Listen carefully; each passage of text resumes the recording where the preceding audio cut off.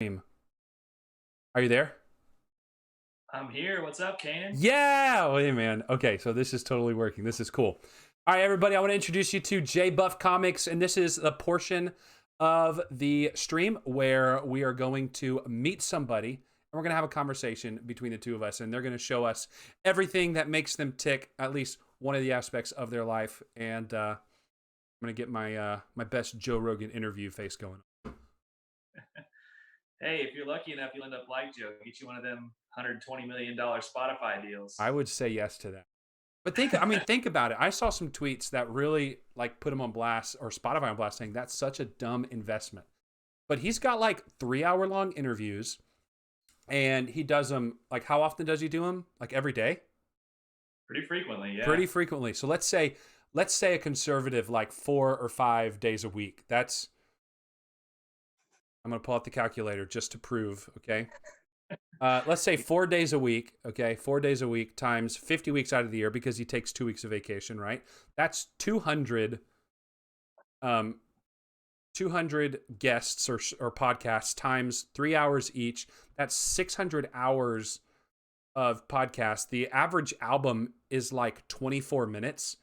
So to do the equivalent of content, a musician would have to make like let's say it's a 50-minute album. They have to release 12 albums a year. Not just that, but on Joe Rogan gets what, 190 million downloads a month. He may have crossed 200 million downloads a month on the podcast by this point. But can you Especially once it's Spotify. right, can you do 12 albums a year with 190 million downloads or streams of that album per month? Probably not. No, probably I mean, not. So like, be pretty thinking hard. right, right. So if there's those musicians want to make the big bucks, the 100 mil, they gotta start producing. Anyway, we're not here to talk about Joe That'll work. Rogan.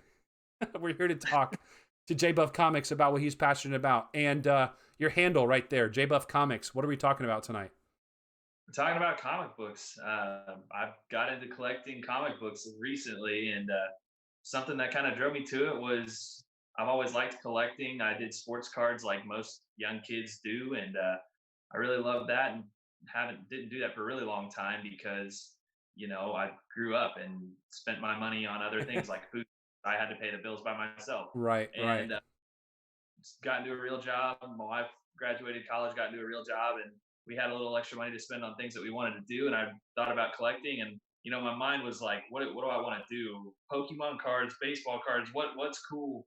And I mean, all those things are great, but when I got to thinking about it, comic books stuck out to me because I was thinking, if I buy all those other things, I'm going to buy a shelf, set it on the shelf, and walk in the room and just walk by and go, man, that's cool. I'm glad I have that. Right. And with comic books, they've got that other aspect to them of entertainment. So I mean, you're reading, you're seeing the images of it as you read through it. So it's almost like watching a movie, reading at the same time. And on top of that, it's got that collectible nature to it. And it's a pretty niche market, but the people that do it are all about it and they're all crazy knowledgeable about everything. So it's kind of been like drinking from a fire hose, but it's been a Sure. ton of fun the past few months, I tell you what. So where have you gone for resources? Like you said, hey, I want to do something. Like I've always kind of been interested in this. I mean, where did you go to get started?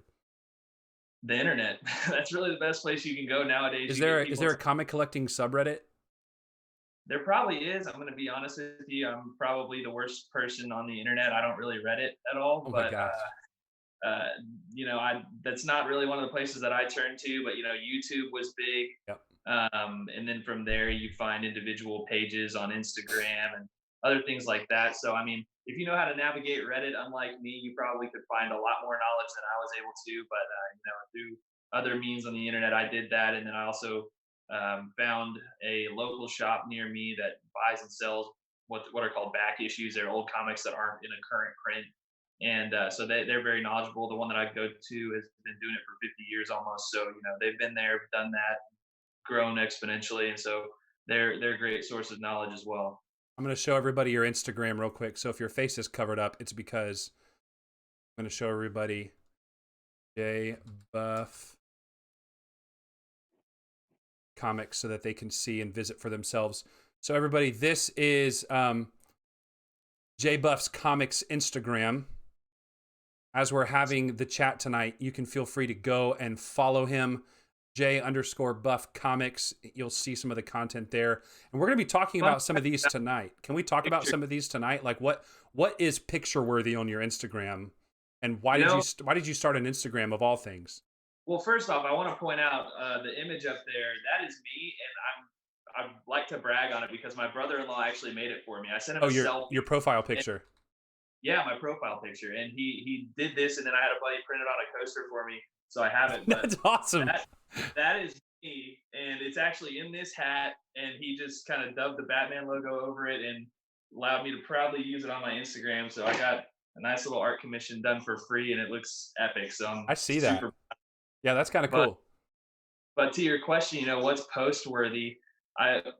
The way that I started is thinking about like people who've been doing it for a while. What are they going to look for on Instagram? When you do something new like that, your goal, unless you don't care about following or whatever, which I don't care too much. My goal was just to post what I have and hope other people enjoy it as much as I do. But if you're trying to catch the eye of people, maybe get a little bit of a following, you're going to want to post things that are older, that are collectible, because the newer comics, they're in higher print numbers and they're easier to find because they're more recent. And so I try to find things that maybe have a little bit more collectability to them, things that I maybe spent a little bit more money on to have in my collection, to say that I had this key issue that is something that a lot of people look for. And so those are the ones that I've posted to start. And then I've done one or two of a time that I've gone to the comic book store and just what I grabbed while I was there. It wasn't anything special, but it was just, this is what I have, this is what I'm reading.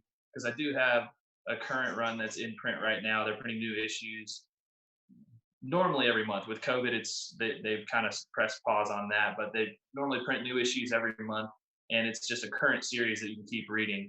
Right. So that's kind of the things that I've been posting. I've kind of slacked off a little bit because I've almost run out of things to post. Being new, being only around a few months in this realm, as you can imagine, my collection's fairly limited compared to most people. But I've posted the things that I felt like comic book collectors would know and appreciate, as long as they're in a good grade, which I try and buy good grades. And then also things that if you've never collected comics before, you might know what it is, or you might read about it and say, holy crap, that sounds like a really interesting story or something that I could enjoy. I might check that out. Right. So I just saw this Infinity War that you put up, and in your write-up, you said Marvel Comics Infinity War issues 1-6. The title here can be quite deceiving for lovers of the Marvel Cinematic Universe.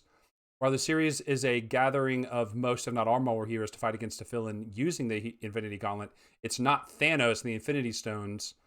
So I've never heard of Adam Warlock. I've never heard of any of this. I don't know what's going on. Like, how did they get from the comics to the movie? Was it just inspiration? Like, hey, that's kind of a cool plot line. Let's figure out how it looks good. Yeah, that's a great question. I'm actually glad you asked, because I was talking to my wife about that and just explaining how that was such a cool aspect of collecting to me, is that while we may know a lot of the stories, there's still some things that are different. Right. And it doesn't mean it's bad different. It just means that there's new things to read and enjoy. And I bought the Infinity War thinking, cool, I just watched Infinity War, a year or two ago, whenever it came out, and how cool would that be to own as a comic book set? And little did I know that 6-issue run is not what the movie's based off of. It's actually, from what I've read, I haven't read any other in that series, but there's a whole Infinity series. There's the Infinity Watch, Infinity Gauntlet, Infinity War, and there's even more after that. But from what I can tell, the movies are based off of the Infinity Gauntlet series. That's when Thanos hunts down the Infinity Stones, creates the gauntlet, snaps the world into oblivion, and the whole story is told through the MCU that way. But the Infinity War is kind of after that, after Thanos has done that, and this character Adam Warlock, he's actually a hero in a lot of the Marvel universe, and in that story, he basically uses the Infinity Gauntlet with all the stones to cast out all good and evil from his body, so that he can use the gauntlet purely logically. And so it's a whole crazy story. It's definitely worth the read if you can pick it up. And that series actually isn't super expensive. I think I got all 6 of them for like $30. Well, and that's the thing is, if you like the characters and if you like the universe, then it gives you a whole nother avenue of exploring what you enjoy, right? Like if you like the Marvel Cinematic Universe, you can read this and say, oh, who's Adam Warlock? And you can, of course, go down the rabbit hole. I'm sure there's wikis and all sorts of other things, and he's probably got a series of comics that go back that you could probably find out who he is and everything Yeah. like that. Yeah, definitely. And I mean, the great thing about that too is you think about the Marvel Cinematic Universe. You can only pay so many big name actors to start That's playing true. big heroes, and so I mean, in that series, in the Infinity War, you know, the people that aren't there that are in the comics are Wolverine, the X Men, Juggernaut's in it. You see all of the Fantastic Four. There's so many huge characters for the Marvel universe in comics that you don't see in the movie. So it's a cool thing to see it in the movie and enjoy it and want to pick it up. And then even if it is the exact same story with something like the Avengers or Infinity War, they can put so much more into it in a book because they don't have to pay so and so Hemsworth $60 million Right. to be in their movie, you know, so that they can do so much more with it just in writing. So it just adds another element to the story. It's pretty neat. Well, let me ask you this too. So this is the first question from the chat. Low Buff 99 says, "What's your favorite comic you've gotten so far, and what's the next one you're hoping for?" My favorite one so far is actually a series. Okay. It's it's not a people probably don't know it as a comic, but it actually the reason I picked it up is because it's one of my top three favorite movies of all time, and the series is called V for Vendetta. So remember the 5th of November. If you know that movie at all So and that are a fan, was it was a comic first, a graphic novel or a comic? it was a comic. It's a 10-issue series. It's actually one of my posts if you want to scroll through and find it, but I was able to post all 10 on there because it fit right within the Instagram guidelines of Oh, only right. 10 images. But you know, it was just so incredible. Like if you're a fan of the movie at all, the storyline tracks very similarly, but there are just enough differences in the way it plays out that you can still appreciate it as something new. It still holds your attention the whole time, and it ends relatively the same, slightly different. And so once it's over, you don't have to pick a favorite. You don't have to say I like the books better or I like the movie better because me personally, I love them both equally. There's no way that I could tell you if I like one or the other better just because they were done so well, both of them, in my opinion, that it just gave me a new way to enjoy something that I already did. Right. What about what are you the next one that you're hoping for? You told Oh me as man, we were talking about this that you may have something to show off on the stream, perhaps. I do. And not including that, I'll go ahead and grab that. I actually got a mail call today. New comic book. I know it's a comic book and I know what it is, but I wanted to save it for the stream to open and show you guys. The only way I know what it is because it's the only one I bought, the only one I was expecting. So I got it for that. But aside from this book, the one that I probably really want next is as part of a series by Marvel called What If number 10.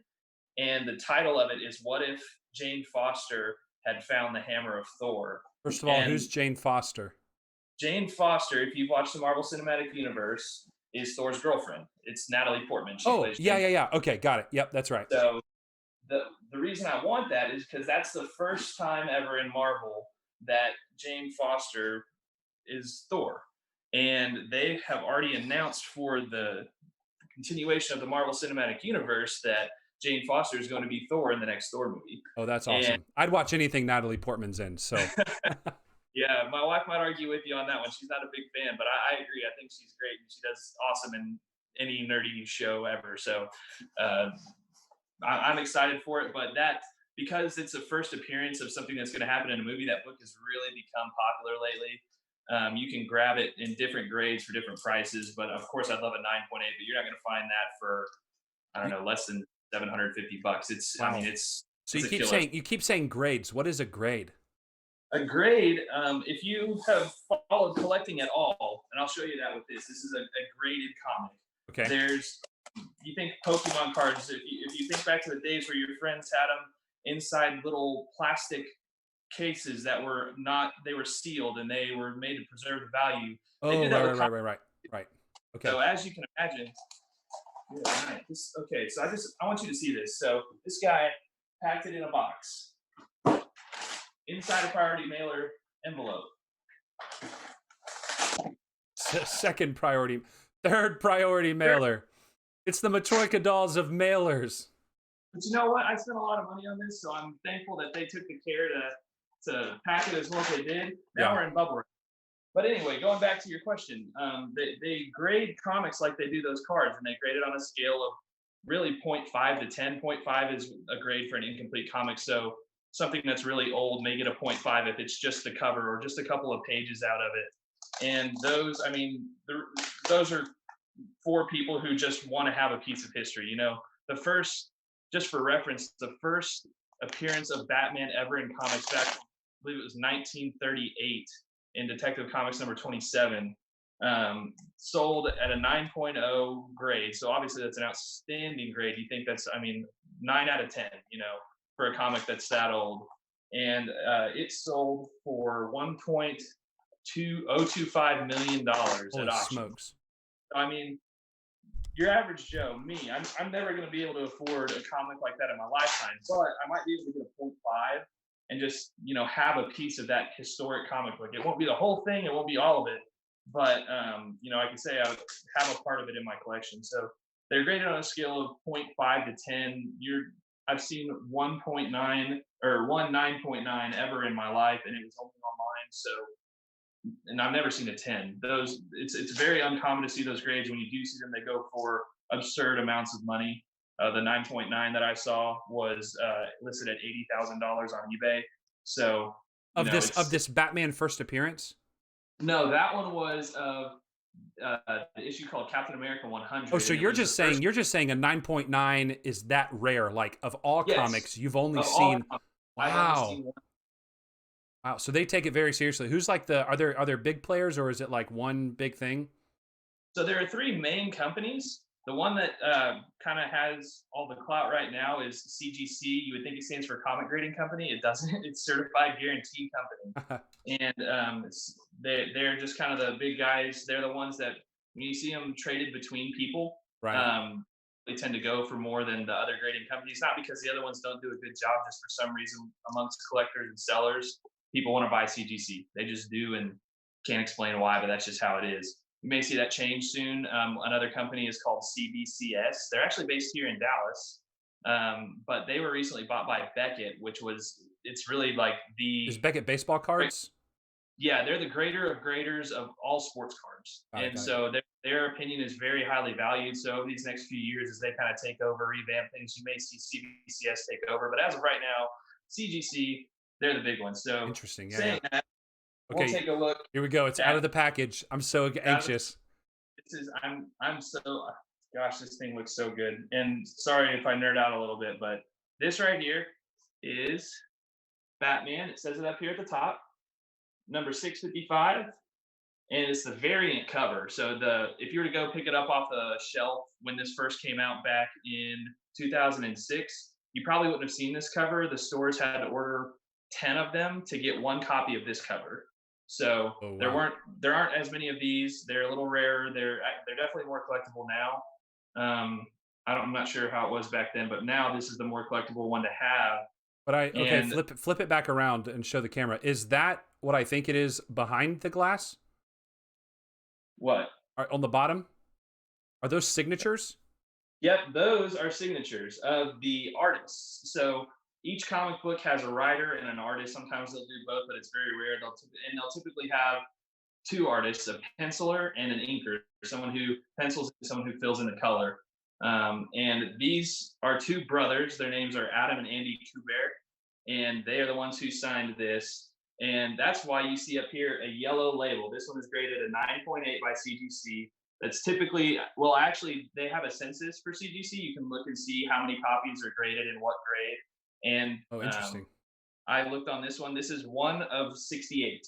There's only 68 graded a 9.8 with this yellow label. The yellow label means it's a signature series. Someone at the Certified Guarantee Company watched these two men sign this book, and then they sent it to CGC, and it was graded a So 9. somebody from CGC had to go with whoever owned this comic book, or be at a con or whatever, wherever you get it, wherever these guys are making an appearance, watch it with their own eyes, knowing who these artists were, and then still in their possession, take it, package it, get it graded, and what's it called in the plastic container?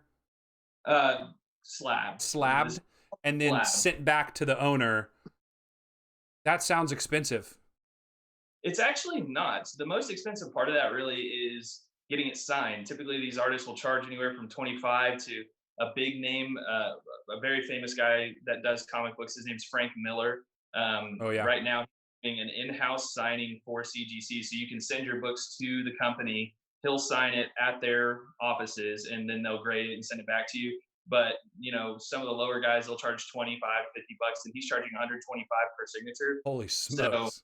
that part can get really, really pricey really fast. But putting it inside this slab, having them put that little grade up there, usually it will cost you anywhere from 25 to 30, maybe $40 if the book ends up being worth a lot. They charge you based off of the potential value of the book. Got it. So So the let's more say you had the comic and you went and got it slab, you paid $75 for it. It in protecting it and having it certified and all that sort of stuff, it makes up for that $75 value, hopefully, right? Or typically, you're not in it for the money. You're in it for the enjoyment, for the collection, for all sorts of other reasons. But I'm thinking like, do you get an ROI on that? Like people say, okay, this is oh serious. yeah, yeah, you definitely can get a return on your investment. I mean, I've spent money on books when they're not graded. They're called raw. It's just kind of the industry term, what people call them when they don't have this encapsulation around them. And so, for instance, like here's a great comic. If you're a fan of the Walking Dead show, this is one you got to have. This is the Walking Dead #1 10th anniversary. It's a variant cover, but having it like this raw, you typically get it for less money because you can look at it and assess it a potential grade. But until it's inside one of these cases and officially has that graded number up there at the top, you can't guarantee that that's what the grade is going to get. So what a lot of people like to do, if they're willing to risk it, I guess, is get a comic like this, buy one that they think they know the value of, hopefully get a deal on it and send it off to CGC and get it put in that case to make it worth. I mean, sometimes it makes it worth two, three, $400 worth more than what you paid for it. So it Right. really can have a huge return there. Now, when you're swapping between like what I did when I bought this case, I bought it already encapsulated. There's not going to be much return on this probably, at least right now. Typically, as time goes on, they appreciate in value. But people will buy those raw comics. Hopefully, they try and buy them for less money than it would be graded, and then they send it to get graded, and hopefully have that one that's worth more money now. Um, a question from the chat about money. If only you want to be crass for a minute. You say you're a recent collector. Yeah. What is the most expensive comic you own? You don't have to tell us everything you've put into the hobby so far, but do you have one that's like, yeah, I have a penny on this. Okay, so this one is the creme de la creme.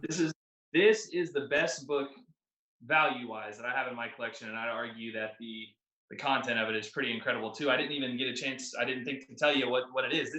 It's number 655. I said that, but the reason that this one's so valuable that you want it in that 9.8, you want it with those guys' signature down there on the bottom, is because for those of you who don't follow comics may not know, Batman has a son, and his name is Damian Wayne. And in this book, there's a cameo appearance for the first time ever of his son, Damian Wayne. Interesting. So it was an introduction of a character that is expected to really be huge going forward, whether it's in the comics, in the cinema. They just expect that to be something crazy, and maybe even down the road the writers have Damian Wayne take over the mantle for Bruce, because Right. he's been fighting crime since 1937. He's getting up there old, so Okay, there may so be take up the mantle soon. you talked about value. Now, are we talking like $150 or in that uh, range, or in like the about two? 3x that is what Oh, that one's worth. okay. So yeah, you've got a penny in that, and you're proud Yeah, to own it.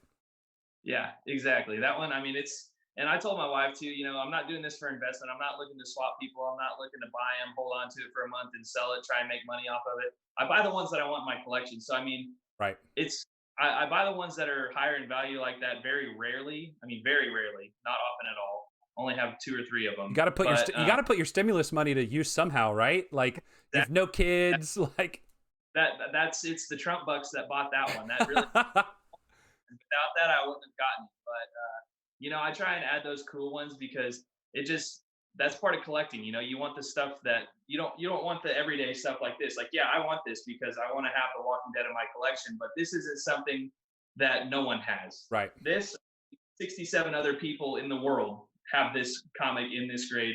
with signatures on it. It may not even be these signatures. I haven't seen any others with it double signed like that. So who knows? This could be one of a kind. Sure. And so that's Yeah. the cool part about collecting is having things that you know just have value and things that mean something and are part of history for something that people have followed forever. Right.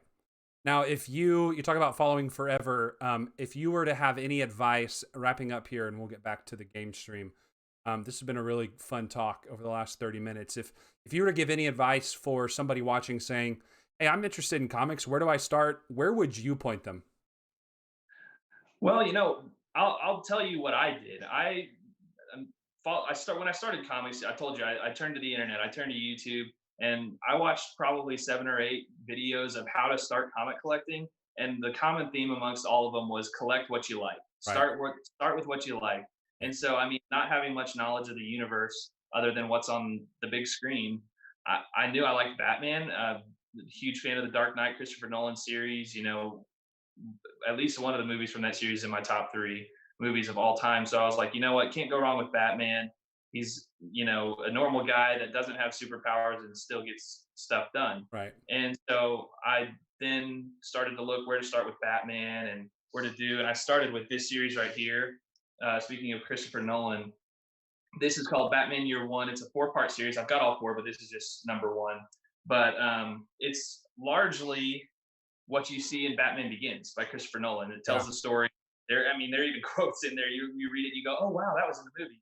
And so that's kind of where I started, and then I dug deeper into Batman, found out what series are collectible, what ones are integral to the life of Batman that have kind of a recurring theme throughout all the series, even after that limited series. And so that's where I started. But I mean, another thing that I would say is definitely set yourself a budget Yeah. because comics are not cheap. And if you just start buying stuff left and right, you're going to spend more money than you can imagine very quickly, and you're going to be in a world of hurt. So, find what you like, see how much stuff costs. You can look around online, see what they go for. I'd recommend finding a local shop. I did that. I love the guy. I called him today about this book. I was just telling him I'm excited to get it, and I was happy that it's finally here. And so, Nice. you literally So you those can guys. make friends through it. You know. Exactly, Yeah. and you build. And the great thing about doing it with someone in your local shop is they find out what you like. They see what you buy whenever you go in there, so they know what you prefer. And so when you run out of stuff, or you walk in one day and you say, Jeremy, I just don't know what to buy, man. What could you recommend for me? He knows what you want, So find you a local shop too, and just be ready with the budget after you've kind of done some price research, and make a list of the ones you want to. Gives you something to shoot for, even if Right. it's a dreamer. I've got a $750 book on my list right now, and I'm not going to get it for a long time, if not ever. Right. It's but the first appearance of Deadpool, and Deadpool is a character that I love. So maybe one day I'll have something like that in my collection. But it's on my list and may never get crossed off. But it gives you something to shoot for, Yeah. something to You save. gotta have a dream. Yeah. That Keep the dream alive.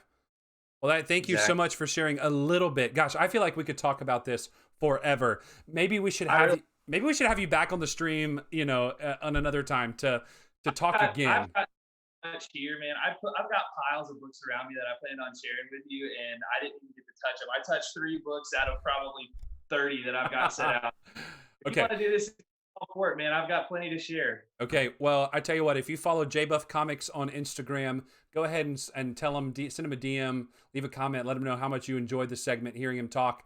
If you follow me on Instagram, send me a DM. Tell me if you liked the segment Between Two People and want to hear more from JBuff Comics. And of course, always let me know in the chat. JBuff and Low Buff are going to hang out with us as we finish Yeah, tonight's and episode. if y'all do decide that you want to get into comic book collecting, or just want to know more about it, I'm a free resource. I tell you to find people. I'm a free resource. I'm try to be as responsive as I can on Instagram, and I get hit up by people every now and then. So feel free to shoot out a DM to me, or tag me in something, whatever you want to do to try and get my attention. I'll be sure to reach back out to you and help you along in the journey if you'd like. Well, that's awesome. Everybody say thank you to J Buff in the chat. Are you going to hang out with us for a few more minutes and answer questions if somebody has any? Yeah, definitely. I can Okay. hang on here, or if you want me to just stay and chat to do it, then for sure, I'm around. Either way. Okay. So I'm going to see if I can get the game pulled up. I've never switched back before. This is the first time we've ever done this. So we're going to see if we can